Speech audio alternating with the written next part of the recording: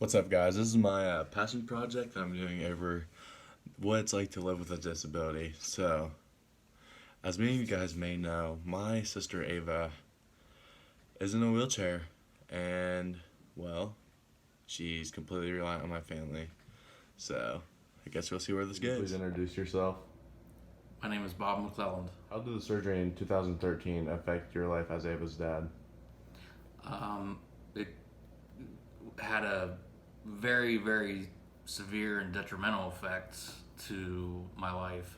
Um, right directly after the surgery, we were stuck in Utah for approximately a month. We didn't know when we were going to leave. We didn't know how we were going to get back to Ohio. There were I tried to make arrangements to fly her back to Ohio. It was going to cost, estimates of $20,000 to $40,000 to bring her back.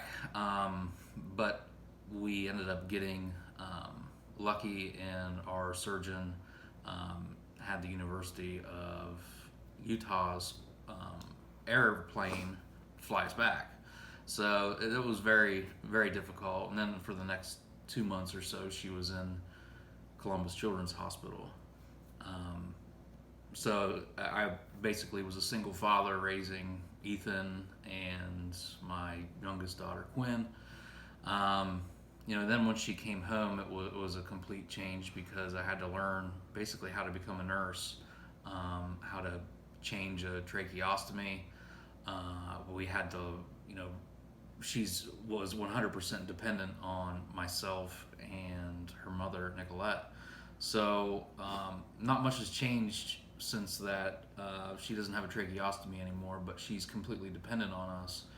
She can't get out of her chair. She can't feed herself. So, we've really had to dedicate our lives to taking care of her and making sure that she survives, basically. How is your relationship different with Ava compared to me or Keen or Quinn? It's a little different because she's so dependent on myself and her mother. But we just have to find different things. There's a lot of different joys and a lot of different things that we do with Ava that maybe we don't do with our other children, and the same with our other children. We do different things with them. But we're very close because of the nature of um, changing diapers and picking her up and moving her. We're very close, and she's very comfortable with both myself and her mother. What are the positives in raising a disabled child? Well, I think that's a really good question because I know, when we found out that our child was going to be disabled, the only thing you can think of are the negatives. And you think about the future and the what ifs and the how's she going to do this or whatnot. But when you actually raise a disabled child, you really kind of get over the negatives and you find the joys and the positives in every day. She's still, one of the smartest little girls you'll ever meet, and she just has a great personality, and she's such a joy to be around that you look behind really any of the negativity when you actually care for your child. So, the positives are still the same. She's still accomplishing things in school. She still has goals that she accomplishes, and it's great seeing your children accomplish their goals or accomplish anything. So, it's really the same. Once you get into the heat of parenting, it's really it's just a joy to raise a kid, disabled or not. What were your thoughts when you found out you have a daughter with a disability? Well, we didn't find out when she was born. There wasn't anything wrong with her. She was doing everything that she needed to do. But then when she was 2 months old, she was holding her neck to one side, and that's kind of what started everything. And after going to a lot of different doctors, a lot of different specialists, we finally found a neurosurgeon who was able to identify her disability, her condition for what it was, a cervical kyphosis. And For a while, she just had a brace on from her waist to her chin to help immobilize her neck because she had a lot of pressure on her spinal cord. So they wanted to help keep her steady, keep her stable, so she didn't do any more damage to her neck. And for a while, well, until she was 4, she she was developing just slower than what other kids were doing. She was able to feed herself, and she could hop around on her hands and knees. She could sit up on her knees. And it wasn't until a decompression surgery when the full scale for disability came out to where she was almost to where she was a quadriplegic, and that's when we really did what we really started to have to deal with her disability, having to take full care of her. With her decompression surgery, how did that affect you as a mother, knowing that you're going to have to take care of your child? Well, it was really unexpected when she'd had these decompression surgeries before. So when her specialist was in Utah, nobody else would touch her with the case as severe as hers was. So we had to go to Utah. We'd been out there a couple times before. We were out there and back in a week. So we kind of expected the same thing this time. We had left Ethan and Quinn at home with my sister, and figured we'd be back in 7 to 10 days and be on business as usual. So they did the surgery, and it was shorter than what they had originally said it was going to be, and they came out. When the doctor came out from the operating room and told us, her stuff went a little bit wonky, they had to kind of stop the surgery, and they didn't really know what had happened, but they just knew that they needed to stop the surgery and close her up. So they did that, and then they brought her out, and we got to see her, and she couldn't really move, and nobody really knew why or what was going on, and they couldn't tell if she could feel anything or not, and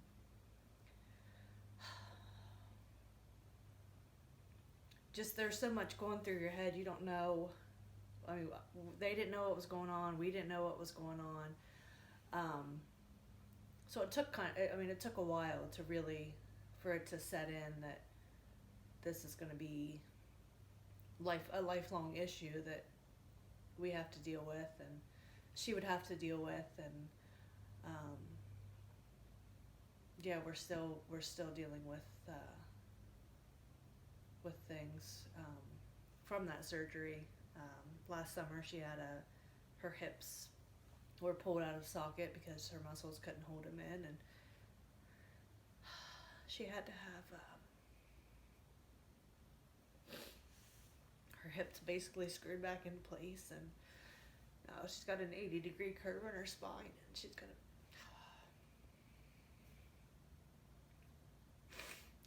gonna be fused from her head to her pelvis, and it's all dealing with muscle issues that her body can't control because of that surgery. So we're still dealing with things and still learning things, but we're getting through it. How do you think Ava's social life has been changed since being in a wheelchair? Since being in a wheelchair, well, she started off in a medical stroller. Her nurse would push her around through kindergarten. She had her nurse would push her around gym class, would push her around the playground, and anywhere she needed to go, she had to be pushed. Since getting her wheelchair, I mean, she's gained a huge amount of independence. She can go where she needs to go. She's able to raise up and down using the elevator feature on it, so that she can be at other people's levels. When her brother gets on her nerves, she can run him over, and she does that quite often. It just gives her a lot of freedom. Her first, second, and third grade, she was a mini celebrity at the school in her power chair. So gives her a lot of freedom and lets her kind of get around on her own. How well does the school do providing for her needs? The school, Maysville, has been wonderful to us and to Ava. Everything that she's needed, they've made sure that she's had. Some people have gone above and beyond with making sure she has what she needs. From the first day, she needed a nurse with her because she had a trach and she needed suctioned and stuff like that. They didn't hesitate to pay for a nurse, and they got that nurse licensed to be able to drive the van, transport Ava back and forth. They bought her an iPad that she uses and she's able to bring home to do her homework on. And the teachers have found ways to connect her iPad to their smart board so that Ava can share what she's doing. The other kids can go up and just write on the smart board. Ava instead can just write on her iPad and everybody can see what she's doing. The archery program has made accommodations for her to be able to do archery. She's done the student aspirations group. She does the student leadership committee. She's going to be doing the 21st Century Summer Camp, and they're going to pay for her aide to come and transport and pay her aide to be there with her so that she can be with her friends and doing that kind of stuff. And I know she really appreciates it, and everybody has always been nothing but good to Ava. The therapists, the teachers, I know her gym teacher thinks the world of her. Maysville has just really, really been a good place for her to go to school. Do you think Ava is treated differently because of her disability compared to other students? I don't think she's necessarily treated differently. She's accommodated different, but that's just because she has an IEP and she does need extra help to be able to access things around the school. I think sometimes people feel sorry for her and kind of try to be a little bit too nice to her, and she will eat that up and take full advantage of you. And sometimes she needs to reel her sass in a little bit. Would you please introduce yourself? Yes, I'm Ava McClellan. I'm 10 years old, in 5th grade. So Ava, do you let your disability define you? No. I can do all the other school things I can do at school, as a normal child can do. Do you feel that you're treated differently by your peers because you have a disability? A little bit. Some people are, nicer than I think they really are. And there's other kids that are a little judgy. How do you feel about having an aide with you all day, every day during school, helping you do everything? Actually, don't really mind it. I think it's like I have an extra part of my family. So you feel that because of her helping you, that you guys have began a relationship that you think will last for a long time, other than just school? Yep. How do you feel that Mr. Nicholas has affected your life? He's affected it pretty good. He's very welcoming and nice. How do you think Mr. Nicholas has affected your life? He's affected it pretty well. He made a special archery bow for me that has a laser pointer on it, and it has where the laser pointer is where your arrow is going to fire to the target or whatever you're shooting at. And I thought it was really special that he did that for me. and took the time to get that. So I really appreciate him for doing that for me. Would you say I'm a good older brother to you? Well, sometimes you're very annoying and I want to slap you.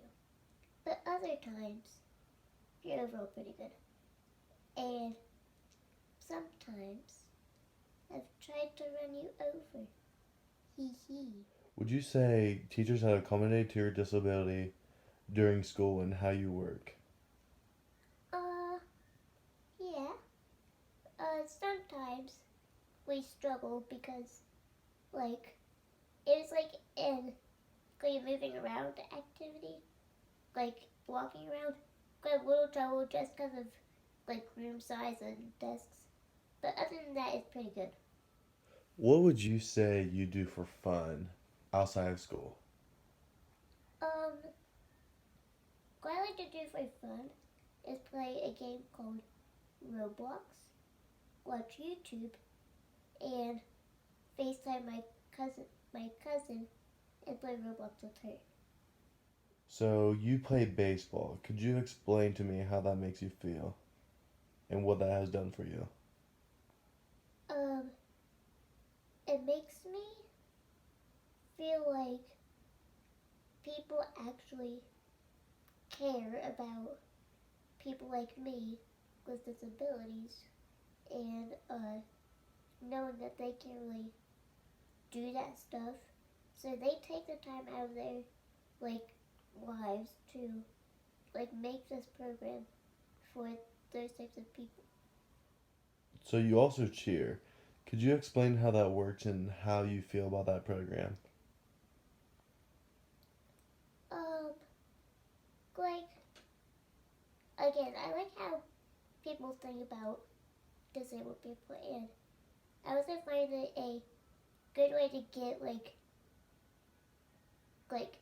it's hard to explain, but get more like pep in their step, like feel like they like it gives you an energy rush doing cheer. So you feel that they did a good job accommodating your disabilities as well as your other teammates. Could you explain what they would do for you? Yes, they have done good accommodating to me and my other teammates, and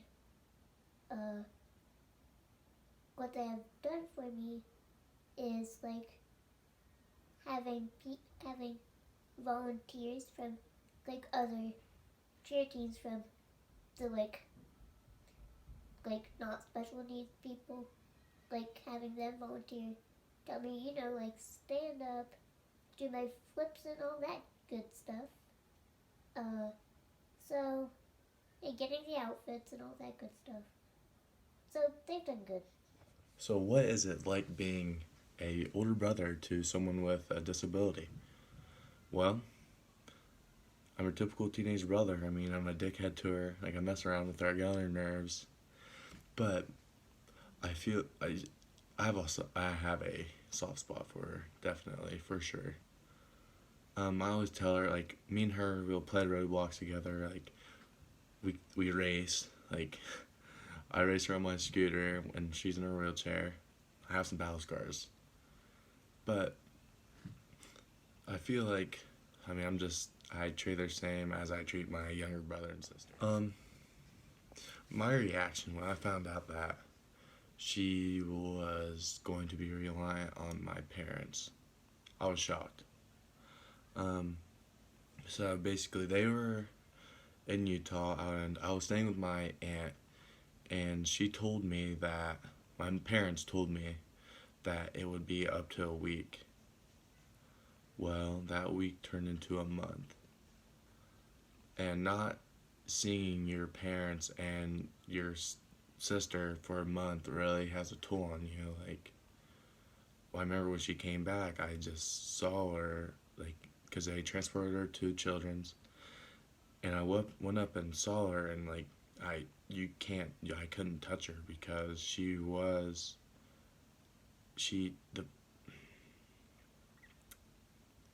it was really rough. She couldn't hug anybody. She couldn't even she could barely speak. Like she couldn't talk anymore. Like it was really hard to see someone I love like that stuck in a hospital bed for 3 months. She was in Utah for a month and Children's for 2. And every day after school, my dad would pick me up and we'd go right up there. And I'd spend my day there until about 10 o'clock, drive home, go to bed, repeat. And I was still playing AAU, so every Tuesday and Thursday, we were taking me to practice, then going up there. And weekends were rough because I was playing, so I'd play my game, go to the hospital, go play my other game, go back to the hospital. I remember one of our best memories in the hospital was when the team came. Well, a couple of my teammates, not the whole team, because Ava did not want that stress. And Ava's just our little girl, you know. She's just like all of us. We all loved her. We all love her. Still playing with the same group of guys. They all ask about her. The moms love her. The dads, they love her. They think she has a little sass to her. So yeah, I mean that's what it's like being an older brother, but all in all, like, it's no different, really. Like, I'm giving her the older brother that you love. Some of my best memories that I have with Ava are before her big surgery that really hurt. I remember we used to sit in the living room, and she'd be on her knees, because, as my mom stated, she could still hop around on her hands and knees. So she'd just sit by me and I'd play like Minecraft or something and she'd want to play with me. And we just played Minecraft all day. I remember the day when we found out she was going to get rid of her neck brace. That was a huge day for all of us. Because I remember I was in my basement walking up the stairs and my mom told me the news and I just freaked out. Like, it was one of the greatest days of my life. It was wild. And then when I found out we were going to have a nurse because of her previous surgery, I mean, she was at our house so often that she was a part of the family.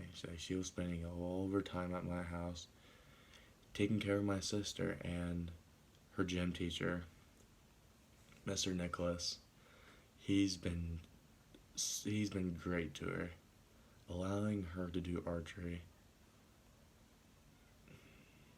Old Vincey boy, Vaughn, he really helped her. She still talks about him all the time to this day, about how he helped her do archery, like he helped her shoot. And I feel like that's really shaped her into who she is today. Like, she's not treated like she's included in everything. Like, her friends are amazing. Like, they won't ask to do things that they know that she can't do. One of her friend's dads created a ramp for her to be able to get into their house, like, without us having to pay for it. He just did out of kindness of his heart. So, is she treated differently? She's definitely treated differently. Like as I said, I have a soft spot for her. I think everybody does, but we all treat her like she's a kid. So, there's a lot of negatives associated with the word disability, but the only disability she has is she can't walk. She, obviously, she can't feed herself. She's totally on my parents, but other than that, she loves her life. She does not want anybody to feel sorry for her. She is not defined by her disability. Thank you for watching this documentary and looking out of thinking different of us. And I sound like a president giving a speech. Thank you.